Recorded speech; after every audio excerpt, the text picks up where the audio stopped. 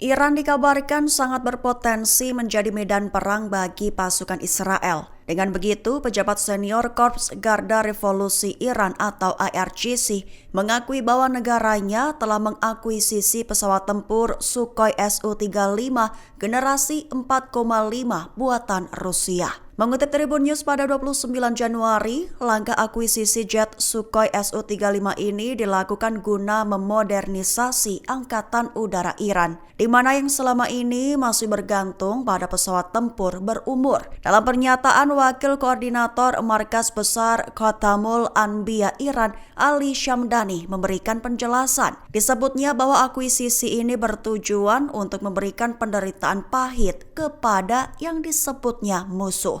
Musuh yang dimaksud Shamdani adalah Israel. Belakangan, akuisisi ini juga akan menjadikan Iran memiliki senjata yang tepat untuk meladeni jet tempur F-16 Israel, di mana disebut-sebut yang selama ini merajalela melakukan operasi serangan jarak jauh ke wilayah Teheran.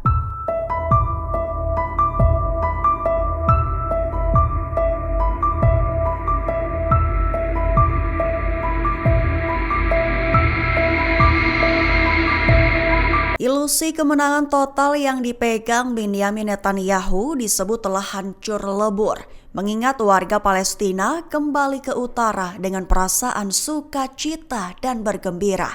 Mengutip Tribun News pada 29 Januari, hal itu diutarakan oleh analis militer Israel Amos Haril beberapa waktu ini. Ia menjelaskan bahwa selama sebagian besar perang, Netanyahu menolak membahas pengaturan untuk hari berikutnya di Gaza. Haril juga menyebut bahwa Netanyahu tidak setuju memberi kesempatan bagi otoritas Palestina untuk berpartisipasi di Gaza dan terus mendorong skenario delusi untuk mengalahkan Hamas sepenuhnya. Analis tersebut juga menekankan bahwa saat ini tampaknya Netanyahu harus puas dengan hasil yang jauh lebih sedikit. Mengingat kembalinya warga Palestina ke wilayah utara dengan memakai perasaan sukacita, bahkan media Israel menyatakan bahwa pemandangan warga Palestina yang kembali ke Gaza Utara melalui penyeberangan Netzarim menghancurkan ilusi kemenangan mutlak. Pernyataan itu merujuk pada janji Perdana Menteri Benyamin Netanyahu untuk kemenangan total di Gaza.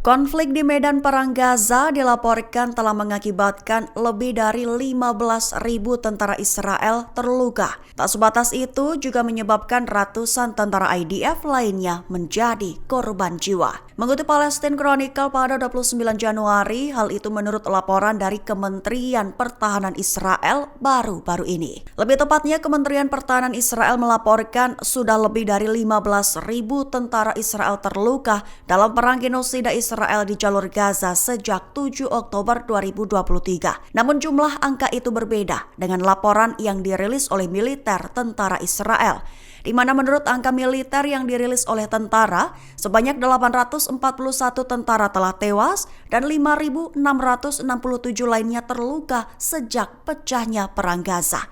Sehingga bisa dilihat bahwa angka yang diumumkan Kementerian Israel jauh lebih tinggi dibandingkan angka yang dilaporkan oleh tentara Israel. Perlu diketahui saja dilaporkan juga oleh Kementerian Pertahanan bahwa prajurit yang terluka telah memasuki program rehabilitasi di Departemen Rehabilitasi Kementerian.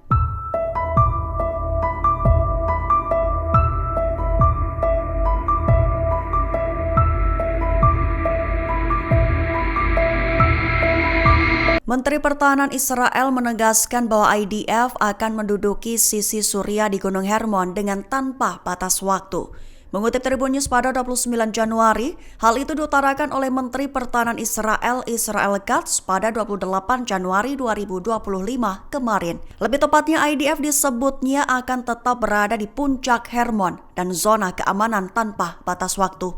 Tujuannya diklaim untuk menjamin keamanan masyarakat di dataran tinggi Golan dan wilayah utara, serta semua penduduk Israel. Katz juga menambahkan bahwa IDF tidak akan membiarkan pasukan lawan membangun posisi di zona keamanan di Suriah Selatan dan akan bertindak melawan ancaman apapun. Bahkan Katz juga mengatakan bahwa Tel Aviv akan melakukan kontak dengan populasi yang bersahabat di wilayah selatan Suriah, menekankan bahwa Tel Aviv akan berkomunikasi dengan komunitas Druze di selatan Suriah yang memiliki hubungan historis dan kekeluargaan dengan Druze di Israel.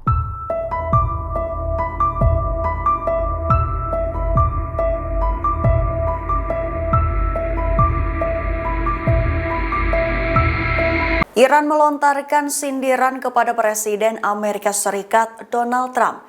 Alih-alih orang Palestina, pengusiran warga Israel ke Greenland lebih tepat untuk istilah bunuh dua burung dengan satu batu. Mengutip Tribun News pada 29 Januari, sindiran itu dilontarkan oleh Menteri Luar Negeri Iran Abbas Araghchi baru-baru ini. Lebih tepatnya, ia menyarankan hal yang berbeda dengan rencana Trump merelokasi warga Palestina ke negara lain, di mana Araghchi menyarankan agar bukan orang Palestina yang diusir, melainkan orang Israel, serta mengusulkan agar warga Israel tersebut dikirim ke Greenland sehingga dapat menyelesaikan dua masalah sekaligus.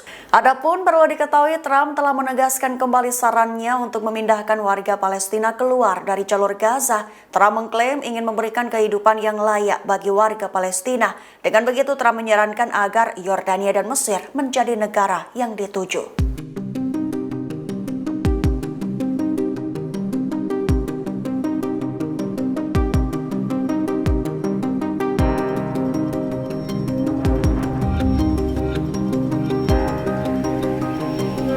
Kapal-kapal Amerika Serikat dan Inggris dikabarkan telah kembali berlayar melalui Laut Merah. Di satu sisi, Yaman menegaskan akan tetap menyerang kapal yang hanya terkait dengan Israel. Mengutip Tribun News pada 29 Januari, hal itu diumumkan oleh Pusat Informasi Maritim Gabungan atau JMIC baru-baru ini. Lebih tepatnya, JMIC menilai bahwa seiring berjalannya perjanjian damai dan jika kapal serta infrastruktur tetap tidak menjadi sasaran, stabilitas yang lebih baik dapat diharapkan. Namun mereka menekankan bahwa resiko di Laut Merah dan Teluk Aden tetaplah tinggi.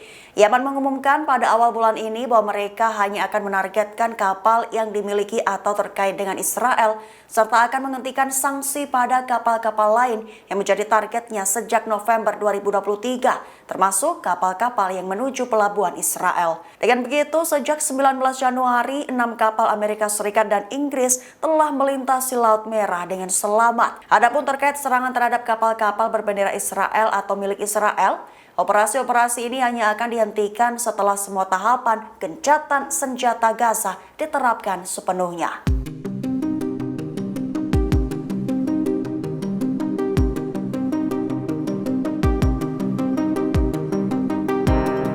Pasukan Israel melanjutkan agresi di Jenin tepi barat di hari ke-9-nya. Agresinya itu mengakibatkan 17 orang menjadi korban jiwa dan melukai puluhan orang lainnya. Mengutip Al-Mayadin pada 29 Januari, agresi pasukan Israel itu termasuk pembakaran, pembongkaran, serta penghancuran rumah dan properti warga di lingkungan kamp. Satu contoh agresi pasukan Israel adalah menghancurkan Masjid Hamzah di Jalan Mahyub di Jenin. Sementara sebuah pesawat tak berawak mengebom sebuah lokasi di bundaran bioskop. Bahkan dikabarkan bahwa IDF juga mencegah dan menghalangi misi kru ambulans di bundaran utama di pusat kota Jenin mencapai korban, serta menyerang 2 warga Palestina di dekat pos pemeriksaan Jalameh Utara Jenin, melukai mereka dan menangkap seorang pemuda Palestina saat fajar 29 Januari dari lingkungan Al-Bayader. Sehingga jika ditotal hingga hari ke-9 agresi Israel di Jenin, 17 orang menjadi martir, juga puluhan orang terluka dan ditangkap.